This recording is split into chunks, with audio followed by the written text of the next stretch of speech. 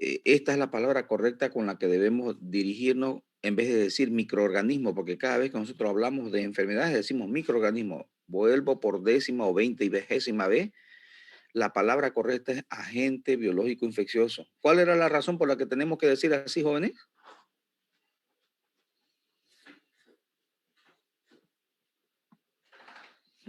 Porque al decir microorganismos no tomaban en cuenta los parásitos. ¿No es cierto? Ok. Se define como, gracias, se define como cualquier factor del ambiente que por presencia o ausencia, exceso o deficiencia es capaz de ¿qué? De producir un daño a los organismos, o sea, al animal o a la persona. En esta ocasión, el tema se enfocará a los agentes infecciosos, ¿no es cierto? Los cuales se clasificarán, ya lo hemos visto, bacterias, virus, parásitos, hongos, riquecias, clamidia, inclusive priones, que no está dentro de las 6 que les enseñé. Estas últimas salieron después de esa clasificación, los priones. ¿Qué eran los priones, jóvenes?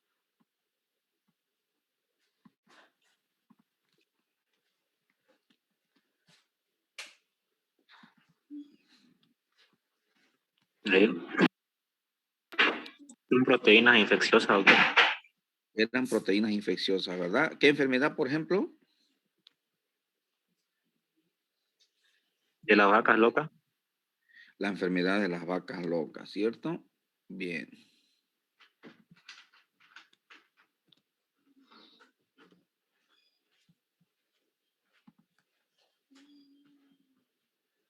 Ya.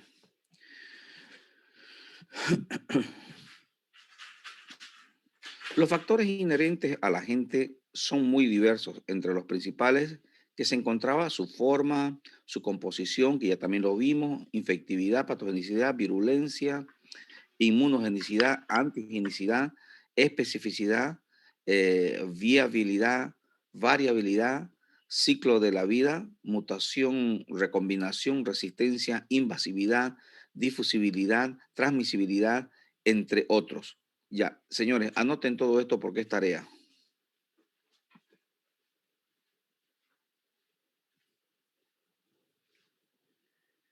Van a desarrollar toda esta terminología en los agentes infecciosos, qué es lo que quiere decir.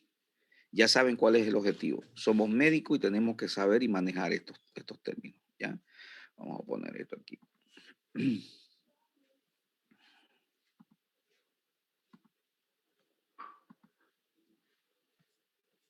Señalar que cabe señalar que el análisis de estos factores, ¿a qué nos ayuda? Pues nos ayuda a comprender mejor, ¿ya? Los diversos patrones de presentación que tienen las enfermedades. Por eso ayudan a comprender mejor los diversos patrones o formas en las que se presentan las enfermedades. ¿Ya? Espero que lo entiendan así. Hospedero. El hospedero ya lo conocemos todo, pero vamos a dar una repasadita. Son los organismos, en este caso como somos veterinarios, animales, ¿ya? Capaz de ser infectado por un agente infeccioso. Nada más que eso. Entre otros factores inherentes al hospedero, más importante está qué cosa? La especie, ¿no es cierto? Porque las enfermedades no atacan, son raras las que atacan a todas las especies. Está entonces la especie, la raza, el sexo, ¿no es cierto? La edad, el estado fisiológico, el estadio inmune y la respuesta individual. ¡Silencio! Psst. Adicionalmente, hay una persona, va bien. Adicionalmente existen otros factores extrínsecos, o sea, externos, como por ejemplo el tipo de alimentación, instalaciones, densidad de población, sistemas de producción, que ya lo hemos visto en la triada, y manejo, los cuales tienen asociación con las enfermedades e influyen con los patrones de presentación de las enfermedades de la misma. Entonces, jóvenes, ayer, ¿qué fue lo que dijimos importante al respecto a esta última partecita? ¿Qué fue lo que dijimos cuando hablábamos de enfermedades primarias y secundarias o factores primarios? ¿Qué era lo importante como médicos veterinarios?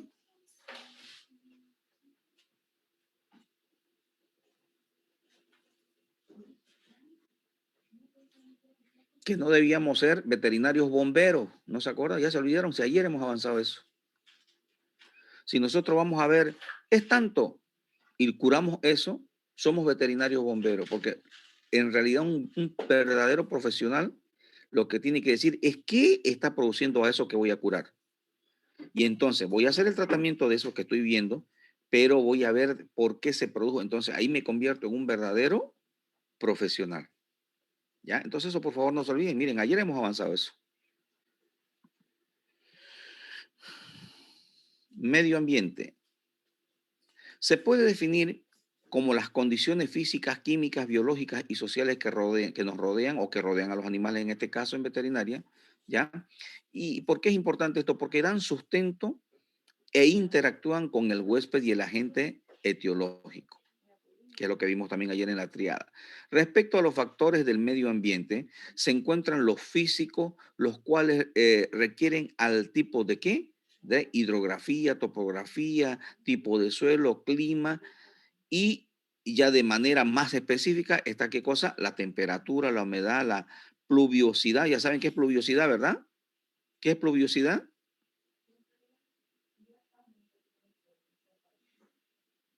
Jóvenes. Yo no sé, Ah, doctor, qué es. El sereno, doctor, ese, el que cae como sereno. Dice usted. no, no. Tiene más o ¿No, no es? menos que ver. Es la lluvia. Pluviosidad es la lluvia. Nubosidad, nubes. La cantidad de lluvia, creo, doctor, ¿no? Exactamente, eso es pluviosidad. Y nubosidad es la cantidad de nube o nublado. Luego dice vientos y radiación solar. Y la radiación solar ha sido últimamente importante porque el sol siempre lo hemos visto como algo positivo para las personas enfermas. Por ejemplo, ahora en el COVID, una de las recomendaciones es que en las horas que están calientes, pero que no quema mucho sol, digamos 10 de la mañana y 5 de la tarde, es importante por lo menos los enfermos y las personas inclusive sanas que deben tomar sol aproximadamente unos 10 o 15 minutos porque necesitamos la transformación, ¿no es cierto?, en nuestro organismo de lo que nosotros llamamos la vitamina D, ¿no es cierto? Es importante. Bien. La epidemiología en Bolivia. Bolivia ha madurado muchísimo en este aspecto cuando hablamos de lo epidemiológico. ¿Por qué? Porque ha logrado formar instituciones, que es lo que nunca se podría lograr, como el SENASAC, en que se ha formado ¿qué se puede decir? Un equipo que se ha podido solidificar, no es que sea masista por si acaso por ahí. Voy a explicar por qué estoy diciendo lo que digo. Normalmente este tipo de institución, ¿ya? Es gubernamental, o sea, pertenece directamente al gobierno, no es privado. ¿Y qué es lo que pasa con estos puestos que habíamos dicho? Creo que ya conversamos eso con ustedes, que cada vez que hay cambio de gobierno, se cambia todo el personal. Afuera todito es lo que dijo Cronenberg, ¿se acuerdan? ¿Qué dijo Cronenberg? ¿Y qué va a hacer ustedes con todos los empleados que hay en la prefectura si es prefecto? Barrerlo. Así digo, ¿no? Así y con ese tono, ¿no? Barrerlo. ¿Y por qué? Le preguntaron. Porque tengo que poner a mi gente. Eso es lo que pasa con los puestos políticos. Yo, como profesor, como persona, yo les aconsejo, bueno, que si no tienen más opción, pues bueno, accedan a un tipo de trabajo como ese. Pero si pueden acceder a otro tipo de trabajo, no lo elijan los trabajos estatales, porque los trabajos estatales, desgraciadamente, son políticos.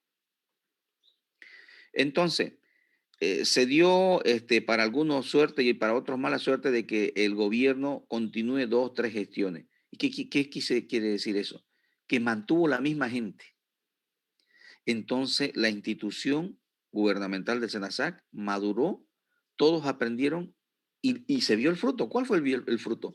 El fruto fue de que por primera vez en la vida en Bolivia logramos erradicar una enfermedad mediante un sistema de vigilancia epidemiológica, en este caso, la fiebre aftosa en bovino. No así, no así, por ejemplo, con el CD, que el CD lo hemos criticado duro últimamente, pero hay que reconocer que también ha mejorado. No en la proporción que debería. ¿Por qué? ¿Por qué no en la proporción que debería? Porque no hemos logrado erradicar la rabia canina. Por eso no hemos durado lo suficiente. Pero se está mejorando. ¿Y cómo es que estamos mejorando, doctor? Estamos mejorando porque la cantidad de casos que se presentan hoy en día es menor a la que normalmente se estaba presentando hace 2, 3 años atrás. E inclusive llegamos a tener epidemia de, de rabia en humanos y nadie lo dijo. ¿Ya? Entonces, la epidemiología ha mejorado en algunas instituciones, no en todas. ¿Ya? El gobierno de la República de Bolivia asume que el propósito de su evaluación es la identificación, perdón, de las fortalezas y debilidades de su sistema de vigilancia. Ya en la próxima unidad vamos a ver qué es el sistema de vigilancia e inclusive vamos a desarrollar un trabajo que va a ser su segundo examen parcial. ¿Con el fin de qué? De definir las áreas de mejora e inversión prioritaria. Cuando tengan preguntas, preguntan nomás. Bien, aquí este pollito. Este pollito es el que nos dice a nosotros que este es ¿cómo se llama? Este es el término que le gusta. Porque hay muchísimos términos.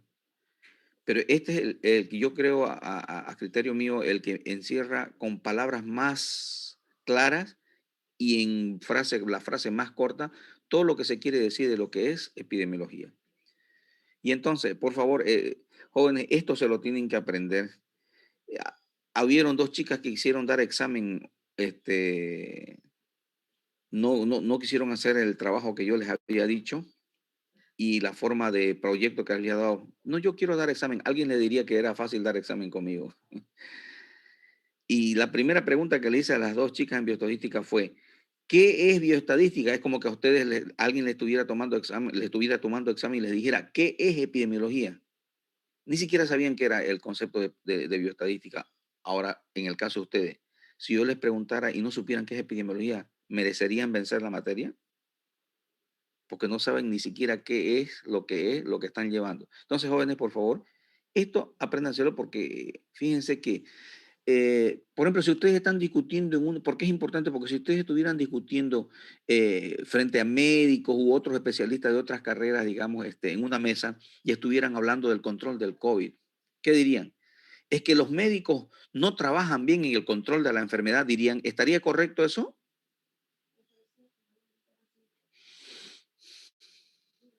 Jóvenes, estamos hablando de la clase, estamos participando. Esto no es que habla y habla el profesor, las clases es que tenemos que hablar No, todos. doctor. ¿Por qué no sería? A ver. ¿Por qué no solo es del doctor? Es de todo. No están llevando un control epidemiológico, le diría.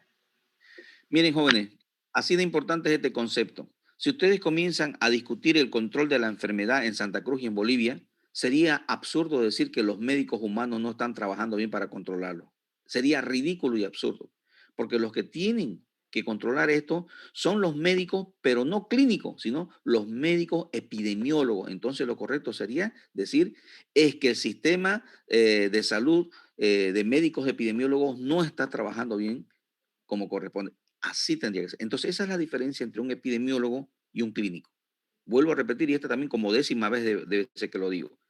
Los clínicos, su especialidad curar, es curar y de forma individual a los pacientes. En cambio, los epidemiólogos, el trabajo principal no es curar, es prevenir y no lo hace en individualidades, lo hace a nivel de población en lugar y tiempo. Entonces, cuando estén discutiendo una cosa así como esta, hay que ubicarse en el contexto y esa es la gran diferencia entre lo que es clínica y lo que es epidemiología. Entonces, vamos a leer ahorita lo que es el concepto de epidemiología. La epidemiología es la ciencia que se ocupa del estudio de la frecuencia. ¿Qué es frecuencia? Es la cantidad o repetición de algo que ocurre. Entonces, es la ciencia que se ocupa del estudio de la frecuencia y distribución. ¿Qué es distribución?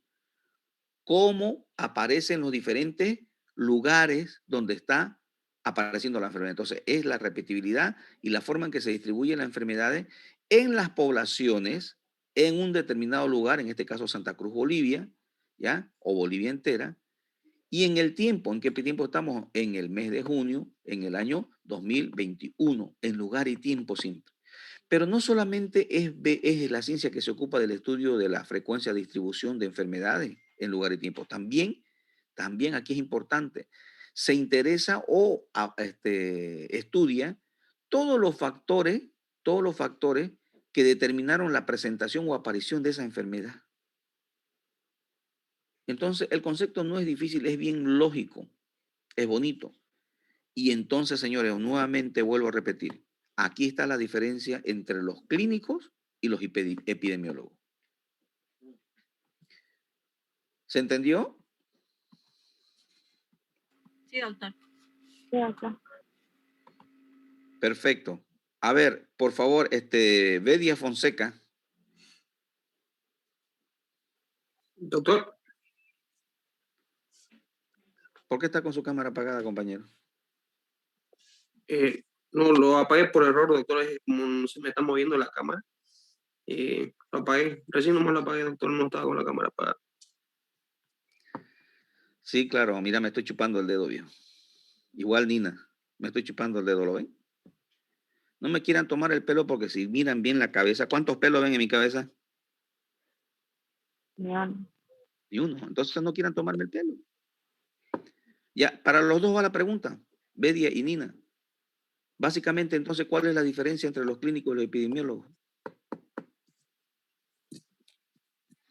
Eh, Podría ser que los clínicos se dedican más a detectar qué enfermedad ya uno tiene. Y los epidemiólogos intentan detectar la enfermedad antes que ocasione grandes problemas. Nina, ¿viste que no era que se te apagó la cámara? Estabas haciendo otra cosa, viejo. Por eso te digo que no me estoy chupando el dedo. Nina, ¿cuál es la diferencia entre un clínico y un epidemiólogo? Antes que nada me disculpo, fui a atender la puerta y por eso la apagué. Pero ¿sabes la Ay, respuesta? No. pero le respondo. A ver.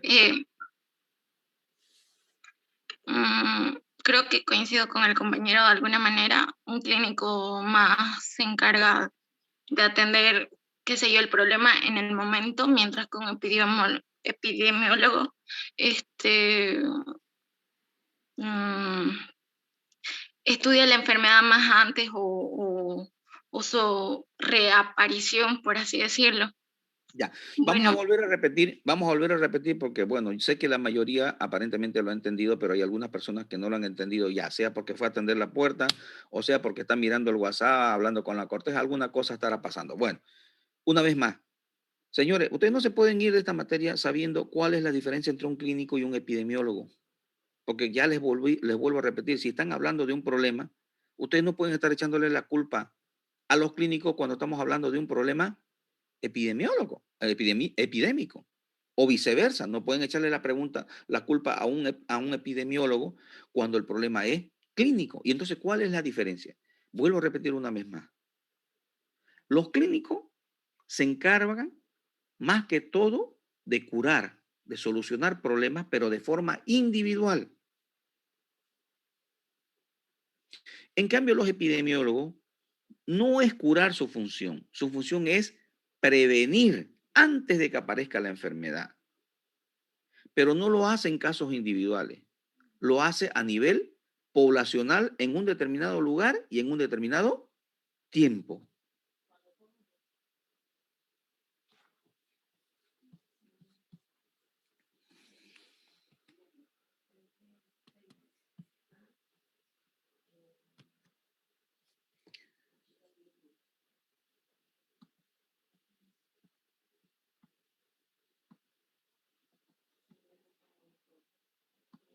Continuar.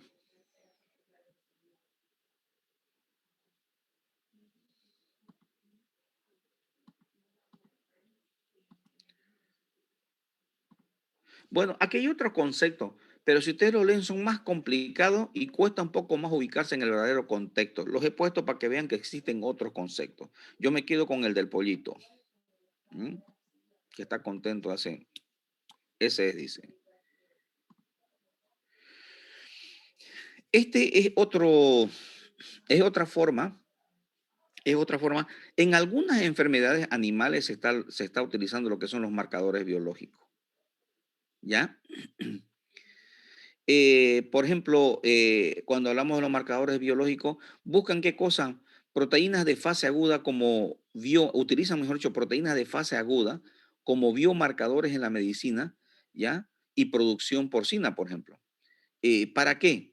En humanos se los voy a explicar para que me lo entiendan mejor. Hay enfermedades que así también como en las personas hay en los animales, hay enfermedades en las personas que van pasando a través de la genética, o sea, van pasando de los padres a los hijos, de los hijos a los nietos, y así viene de generación en generación. Entonces, estas enfermedades son tristes. ¿Por qué? Porque si vos sabés que tenés eso y tenés hijos, vos estás pasando eso a tus hijos. Sabés que vas a traer un hijo a sufrir al mundo, así como estás sufriendo vos en el caso que tuvieras esa enfermedad. Entonces, ¿para qué sirven estos marcadores? Estos marcadores sirven para hacer estudios en la población y determinar si esta enfermedad viene en tu genética. Y si viene en tu genética, en países que son altamente conscientes, como Europa y algunos países de Latinoamérica, solo en algunos, por decisión propia y por recomendación del médico, les dicen que no deberían tener hijos porque dentro de su genética, según los marcadores biológicos, vienen estas enfermedades y van a pasar a la progenie. Entonces, ¿qué es lo que hacen en estos países? En estos países lo que hacen es adoptar niños, o sea, tienen una mente mucho más amplia. O sea, el tener hijos no significa que yo los tengo que parir o yo los tengo que hacer si soy hombre o mujer. Tener hijos es tener un niño a quien vos ames, cuides y le des lo que se le tiene que dar, que es amor.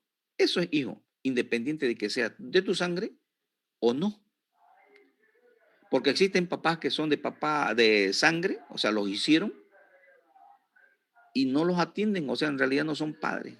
Y sin embargo, hay padres que adoptaron y realmente se comportan como padres. Como también hay hijos que se comportan como hijos y otros que no reconocen. Entonces, señores, hay que ubicarse en ese contexto y eso es lo que se hace cuando se utilizan los marcadores biológicos y las recomendaciones que hay para evitar este problema en la progenie. ¿Preguntas? Hay en ciertos países, doctor, que hacen esos exámenes antes de casarse, ¿no? Para igual, como un acuerdo. Esos estudios se los hacen a la familia entera y dentro de la familia entera están los padres, los abuelos, porque tienen que ir viendo si estuvo pasando. Tienen que ir viendo si estuvo en los abuelos, si estuvo en los padres y quieren ver si están en los hijos. Entonces los hijos pueden ser pequeños o adolescentes y ya les están haciendo los análisis para que cuando sean jóvenes ya ellos tengan ese cuidado. Inclusive cuando son jóvenes, cuando son adolescentes ya entrando a la juventud o jóvenes, cuando comienzan a salir con pareja, inclusive los hombres se les hace lo que es vasectomía, ¿no? Entonces de esa manera ya no tienen que estar cuidándose. Y bueno, la pareja tiene que ser muy comprensiva, pues, ¿no? Porque si la pareja, y hay que ser honestos también, ¿no? Tiene que haber esa madurez, ese grado cultural bien elevado. Entonces, de que me estoy casando a una persona, la amo, pero no puedo tener hijos de esa manera, entonces voy a tener hijos adoptando, ¿no? Más o menos eso es lo que pasa también con los animales. En los animales se detectan muchas enfermedades de esta forma y esa genética que yo pensaba que era muy buena y en realidad que era buena para producir, pero no buena porque me provocaba daños. Entonces es que se va depurando la genética y se van sacando las líneas genéticas. Por eso, jóvenes, cuando ustedes hablan de un animal, por ejemplo, vamos a decir cerdo, vamos a decir Hampshire, o vamos a decir ahorita la que está más de moda a ver en producción de cerdo. ¿Ya están llevando producción de cerdo? No, doctor, todavía. Bueno, hay una raza, por ejemplo, que ha salido últimamente que es pig. Entonces, si yo estoy diciendo raza, como acabo de decir, estoy cometiendo un gravísimo error, porque no es raza. ¿Por qué no es raza, doctor? Ya que no preguntan ustedes. No es raza porque es justamente lo que acabamos de ver ahorita. Es la selección genética de muchas razas y de ahí sale mejorado con las cosas que yo quiero para que produzca mejor. Entonces no digamos raza, digamos líneas genéticas. La Isa Brown en aves, sí, no es una raza, es una línea genética. Que la Holstein, o aquí le llamamos, no le llamamos Holstein, acá le llamamos la holandesa, las vacas holandesas, no son raza, son líneas genéticas. Por favor, jóvenes, ¿ya? Entonces no queda duda, está claro sobre lo que es marcadores biológicos, ¿verdad? Sí, acá. Muy bien.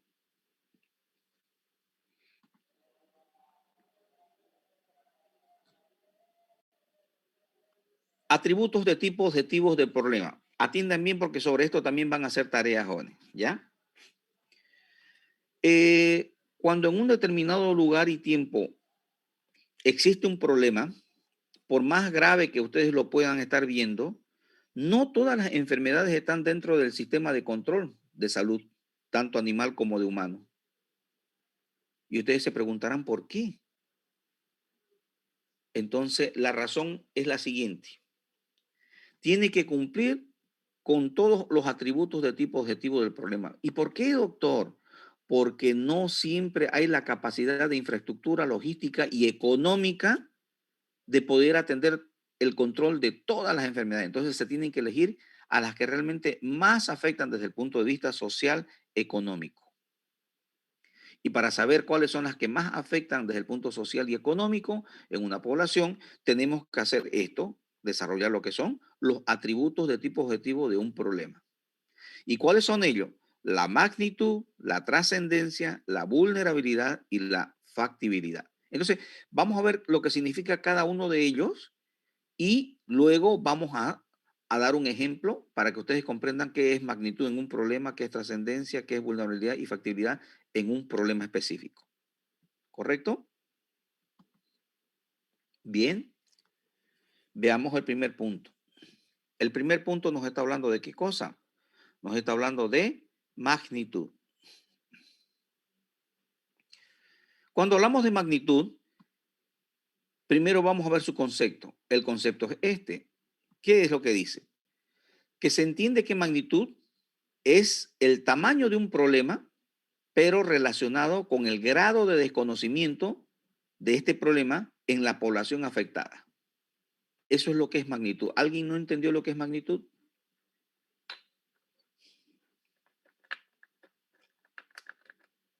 ¿Podría repetir, doctor, por favor?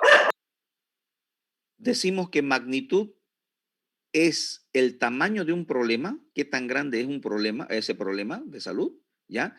Pero se lo relaciona también con el grado de desconocimiento acerca de esta enfermedad de quienes son afectados, que son las personas o los animales. Los animales no tienen conciencia, entonces tendría que ser de los dueños. Eso es magnitud. Es el tamaño de un problema y el poco caso que se le hace a esa enfermedad sabiendo que es grande, dicho de otras palabras. Entonces, por ejemplo, voy a dar un ejemplo. Ahí ya tienen un ejemplo, pero yo les voy a dar, por ejemplo, uno que es bien común aquí es la rabia canina. Sí. Ya, la rabia canina, ¿por qué es un problema grande? Es un problema grande porque no solamente afecta a los perros, también afecta a todos los animales de sangre caliente. En este caso están metidos los más importantes, entre comillas, que somos nosotros los humanos. ¿Ya? Porque todo va alrededor del humano. Entonces, es importante. ¿Y por qué más importante? Es más importante, es también importante porque más que económico viene el problema social. Es muy doloroso perder un ser querido y un ser querido no siempre es un humano, también es una mascota. Ese es el tamaño del problema. Pero, ¿cuál es ahora el desconocimiento? El problema está en que mucha gente, a pesar de que dicen la rabia, pero lo escuchan decir que la rabia, de que afecta a los perros, a veces a los humanos, pero no toman conciencia, no toman conciencia, no toman conciencia de lo que realmente significa este problema y de cómo se lo tiene que prevenir y se lo tiene que trabajar. Entonces, ahí ya desarrollé la magnitud con un ejemplo que es la rabia canina.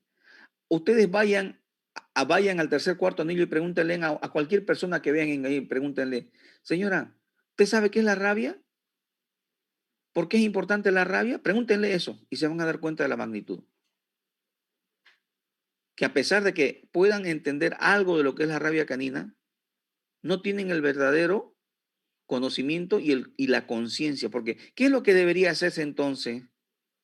Y ahí ya vos ves que te das cuenta que no le importa ni su vida misma de las personas. Entonces, eso es magnitud. Es el tamaño de un problema, ¿ya? Y el grado de desconocimiento o concientización de ese problema, del control de ese problema. Eso sería magnitud. Si se entendió, voy a pasar al siguiente punto. Sí, doctor, se entendió. Se entendió. La trascendencia. ¿Qué es la trascendencia? Bueno, la trascendencia ya más que todo es la ponderación o la evaluación que se hace de cómo afecta la rabia. Entonces sabemos nosotros que es una enfermedad altamente mortal. ¿Ya? Que si te enfermas o se enferma nuestro animal, se muere. ¿Ya? Entonces, aquí, cuando decimos que es la ponderación que se hace al problema de acuerdo a la gravedad y sus consecuencias, hay que diferenciar un poquitito entre los humanos y los animales. Por ejemplo, si nosotros hablamos de los humanos, cuando cuando una persona es mordida, y es mordida en la cara, ¿y por qué me importa decir que es mordida en la cara? Porque la rabia, ya ustedes en clínica, en virología aprendieron de que mientras más cerca al sistema nervioso central está, la enfermedad más rápido se producirá. Por eso es que cuando hablamos de periodo de incubación, varía, ¿no es verdad? ¿Qué es lo que pasa ahí? Cuando es mordida una persona, mientras más cerca al sistema nervioso central, nosotros podemos poner vacunas y podemos poner sobre todo sueros hiperinmunes. Y de esa manera, a pesar de que fue mordido por un animal positivo, podríamos controlar y evitar el problema en el humano. La pregunta es, ¿por qué no hacemos lo mismo en los animales?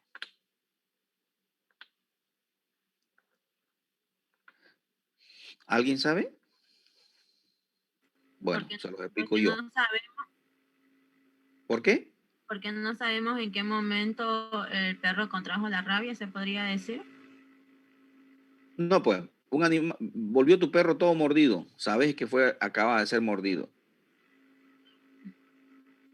Es porque justamente las personas, cuando llega mordido mi perro, no es lo mismo que cuando mordieron a tu hijo o a tu hermano. Inmediatamente vos vas a dónde fue mordido, preguntás de quién es el perro y le haces un montón de preguntas. Cuando fue mordido tu perro, viene de la calle, ¿acaso vos vas a hacer lo mismo?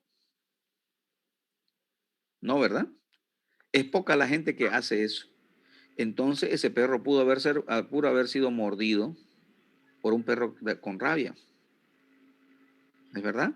Entonces esa es la razón por la que en el caso de perros, cuando es mordido, ¿ya? En otros países sobre todo debe ser eliminado. Y en el lugar donde fue mordido, 1 kilómetro a la redonda, sin importar si eran vacunados o no vacunados, se deberían eliminar a todos los animales. Y acá vienen los animalistas a querer imponer, eso es lo que yo digo, pucha, a mí me da pena, amo a los animales. Pero las normas son normas. Y las normas de la OMS y OPS dicen que se debe eliminar 1 kilómetro de redonda al partir del punto donde se identificó un positivo de rabia. En Bolivia no se hace eso. Y cuando los de la alcaldía y los del CEDES hacen su trabajo de eliminar el reservorio, los llaman inhumanos, los llaman criminales. Cuando los inhumanos y los criminales son las personas que abandonaron el perro. Y creo que esto ya lo hemos hablado en el inicio, ¿no? Con ustedes. Entonces, jóvenes, eso también cuando conversen con la gente, duele. Yo soy una de las personas que ama mucho los animales. Tengo perro y gato, son los animales, las especies que más amo. Pero desgraciadamente, el problema no es del perro no es que yo no lo quiera al perro porque estoy permitiendo que lo elimine. El problema es que hay infelices malnacidos en la ciudadanía que adquieren animales y después los abandonan. Entonces, señores, ¿dónde está la pelea? ¿Dónde está la pelea? ¿Contra quiénes tenemos que pelear? ¿Con la eliminación del reservorio o con los dueños que son los verdaderos formadores del reservorio? ¿Dónde tenemos que luchar? Concientización de la doctor, sociedad. Con los dueños. Con los dueños. Ahora la pregunta que yo les hago es la siguiente. ¿Por qué los animalistas y todas esas asociaciones no hacen su verdadero trabajo? ¿Cuál es su verdadero trabajo? Evitar que se eliminen los perros, pero no pues reclamándole al CEDES y a la alcaldía, sino exigiendo que se castigue a los que abandonan. No los hacen. Y bueno, ya hemos dicho por qué no lo hacen, ¿no? Porque eso es Bueno, negocio. doctor, Porque yo es creo negocio. que tendríamos que cobrar impuestos por mascotas, ¿no? Porque ahí donde más le duele a la gente, que es la plata, ahí tal vez un poco escarmentaría. O sea, yo por lo menos, si algún rato pudiera trabajar ahí, o una propuesta sería de que nosotros paguemos impuestos por mascotas. Lo que pasa es que dentro de la ley de tributación no se puede pues, cobrar por una mascota. Se cobra impuesto por algo que te genera, por algo que es negocio. Claro, pero de alguna forma tal vez hacer una modificación, porque o sea, hay gente, yo tengo mi hermana en el extranjero y ella me dice, aquí tener un perro es más caro que tener tu propio hijo, porque no sé cuántas placas tiene que tener. Si tienes perro, el Estado va y revisa cuántos metros cuadrados es tu casa y si el perro es grande o pequeño o mediano para ver si está en un buen ambiente para que tú lo saques a pasear o se puede quedar y abarca el espacio para tu perro. Es todo un protocolo. Entonces la propuesta suya está bien, pero está mal enfocada. La propuesta es buena porque se podría hacer lo siguiente. Usted al comprar ¿cómo se llama? Una mascota, ¿ya? Ahí el impuesto, se puede cobrar impuesto cuando usted adquiere la mascota, no cuando ya la Claro, tiene. ya sea compra o en adopción, o sea, de Correcto. alguna forma tendríamos que hacer un aporte, digamos. Exactamente. Y otra cosa, las autoridades, está muy buena también lo que usted dijo. Las autoridades deberían hacer de forma, ¿cómo se dice?, aleatoria, visitar en los barrios y exigir el carnet sanitario de los animales. Y si no lo tiene, poner multas en los, ¿cómo se llama?, en los pagos de impuestos. Exacto, así como en los autos, ¿no? Cuando no pagas algo ya te frenan algo y hacer eso. Cuando incluso hacer un censo, poner chips a los perros o a los gatos y si se encuentra más que todo un perro en la calle, ya escanear con un sistema el chip y ir donde la dueña y darle primero, aunque sea 3 advertencias y de la tercera ya directamente sale su multa. Es Mire, que si no, la gente no va a cambiar. No lo va a hacer, no lo va a hacer. Por ejemplo, Johnny quiso hacer algo de los perros. Realmente no son bien asesorados los políticos. Si hubo, por ejemplo, si hubiese sido bien asesorado un político, por ejemplo, ¿qué debería haber hecho como propuesta para la alcaldía, por ejemplo? Lo que deberían haber dicho es, primero, hablar donde duele. ¿Qué es lo que duele? Ver que maten una mascota inocente. Eso le duele a cualquiera. Entonces, lo primero que tenía que haber sacado como cartel político desde el punto de vista sanitario es decir, señores, no voy a permitir que maten nuestras mascotas, pero no desde el punto de vista que no eliminen el reservorio, porque eso no se puede hacer. Eso sería ir contra la ley. Sería, vamos a exigir a las personas que tengan su carnet sanitario, caso contrario, serían sancionados. Ahí hubiesen ganado un montón de votos. Pero bueno. Eso es lo que significaría, señores, trascendencia entonces. Trascendencia es la ponderación que se hace del problema, qué tan grave es y qué es lo que nos ocasiona. En el caso de la rabia, es una enfermedad zoonótica y es una enfermedad altamente contagiosa y es mortal. Entonces eso vendría a ser la trascendencia, ¿correcto? ¿Qué es la vulnerabilidad? La vulnerabilidad, como su mismo nombre lo indica, ya es el grado en que es vulnerable este problema sanitario. Entonces, si yo, por ejemplo, digo es rabia, ¿será vulnerable rabia? Claro que sí. Hay países en el mundo donde la rabia ha sido erradicada. Además, existen los protocolos de cómo hacerlo de esos países que nosotros podemos usarlos aquí en Bolivia, simplemente adecuándolo a situación social y económica en particular. Entonces, ¿el problema es vulnerable? Sí. O podría decir no, ¿no es cierto? Entonces, en este momento, por ejemplo, si hablamos de vulnerabilidad en el COVID, en este momento, por ejemplo, no se ha podido determinar que no sea vulnerable todavía. Vamos a ver cómo trabajan las vacunas y si no sigue mutando el virus y entonces ahí. Por ejemplo, en el caso del SIDA, ¿es vulnerable a la enfermedad? Ya pues hablemos, no sean cobardes, ahí mueven la cabeza y no prenden el micrófono. No, doctor. No, pues no es. Porque hasta el día de hoy no hay una vacuna ni ha desaparecido la enfermedad en ningún país.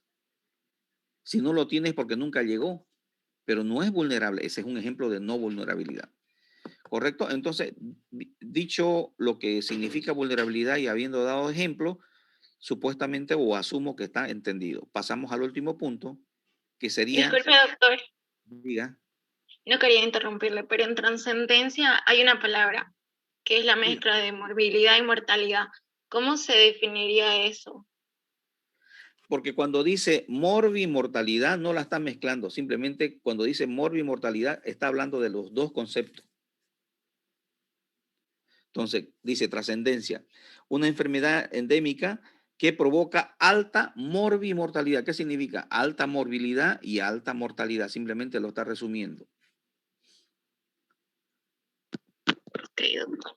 ¿Ya? O sea que tiene alta capacidad de enfermar y tiene alta capacidad de matar. ¿Ya? Simplemente es como hablamos, por ejemplo, ¿cómo se dice? La bipolaridad, salud de enfermedad. ¿Qué está queriendo decir? No, no está queriendo decir nada, simplemente que está hablando de las dos. Es una bipolaridad, es lo mismo decir. Eso mismo quiere decir morbimortalidad.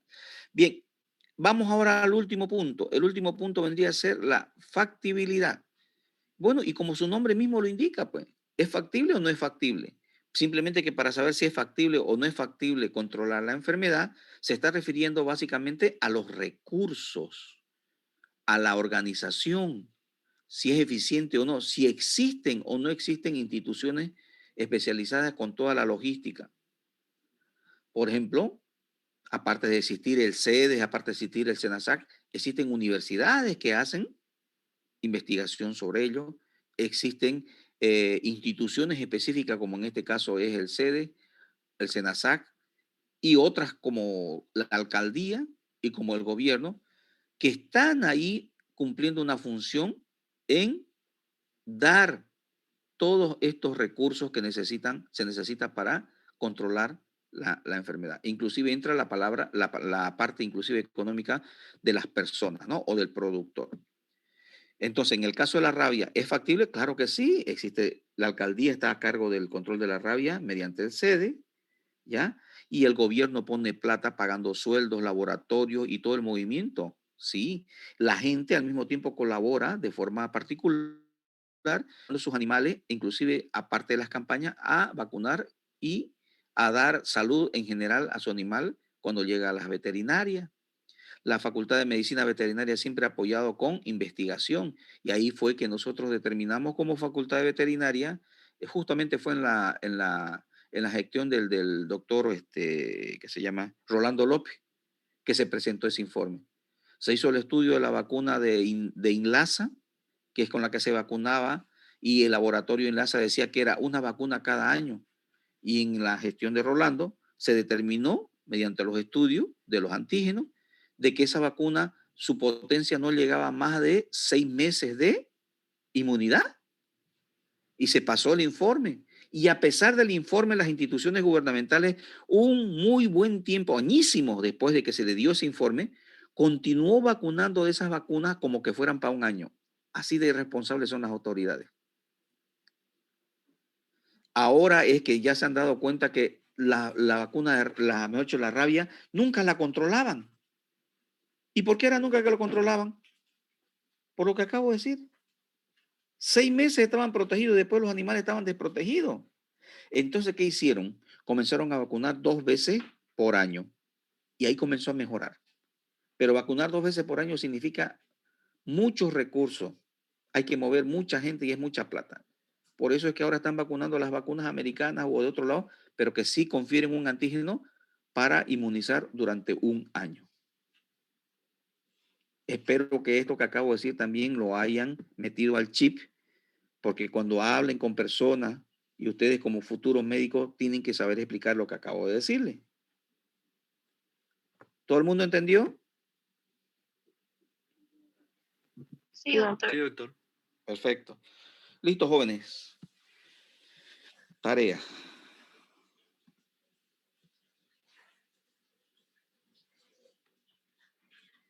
Elegir dos enfermedades y colocar ahí su vulnerabilidad y todo eso lo que nos ha explicado, ¿verdad?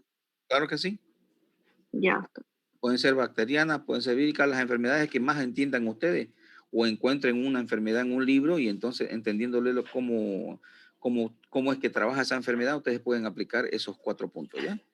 Lo interesante está en que desarrollen eso, ¿ya? Que lo sepan desarrollar y por qué es. Ya les expliqué claramente, señores, ¿por qué se aplican los atributos? Porque no todas las enfermedades, ya, no todas las enfermedades, pues, por la falta de recursos que tiene el gobierno, pueden ser controladas. Entonces, para elegir qué enfermedades entran o no entran en el sistema de vigilancia, es que se aplica esto que se llaman atributos de tipo objetivo. ¿Listo, señores? Doctor, enfermedad y más o menos ponerlo a estos conceptos o... Claro, tiene que aplicar esos conceptos a la enfermedad. Usted, por ejemplo, me va a decir brucelosis. Bueno, en la brucelosis tiene que describir lo que es magnitud, lo que es trascendencia, vulnerabilidad y factibilidad. solamente poner esos 4 puntos, no tenemos que elegir la tesis, o sea, ponerla toda la tesis entera. No. Simplemente un problema que ustedes más o menos le entiendan, al que más le entiendan, y ahí aplican, por ejemplo, que ya le dije, brucelosis. ¿Cuál es la magnitud del brucelosis? Bueno, la brucelosis es una enfermedad que afecta animales y a personas, ¿ya? Y que la gente no está tomando grado de conciencia de lo que realmente significa su aparición, por ejemplo. Trascendencia, pues provoca en la producción intensiva de los animales aborto, lo cual desmejora los índices productivos de manera, acelerada y grave. Ya. Vulnerabilidad, sí, puede ser controlado el problema porque en otros países inclusive se ha erradicado la enfermedad y existen protocolos de sistemas de vigilancia por el cual se lo puede lograr. Factibilidad, sí, el gobierno, por su importancia social y económica, aporta dinero y tiene instituciones que pueden solucionar y mitigar el problema, aparte de las asociaciones privadas y también estatales de investigación como son la Gabriel René Moreno y otros laboratorios. Ya está, ahí está. Desenvolví otro más. Ok, ya me quedó claro. Gracias. Perfecto. Listo, jóvenes. Nos vemos la próxima semana con ustedes. ¿Ya? Hasta luego, doctor. Hasta luego. Doctor.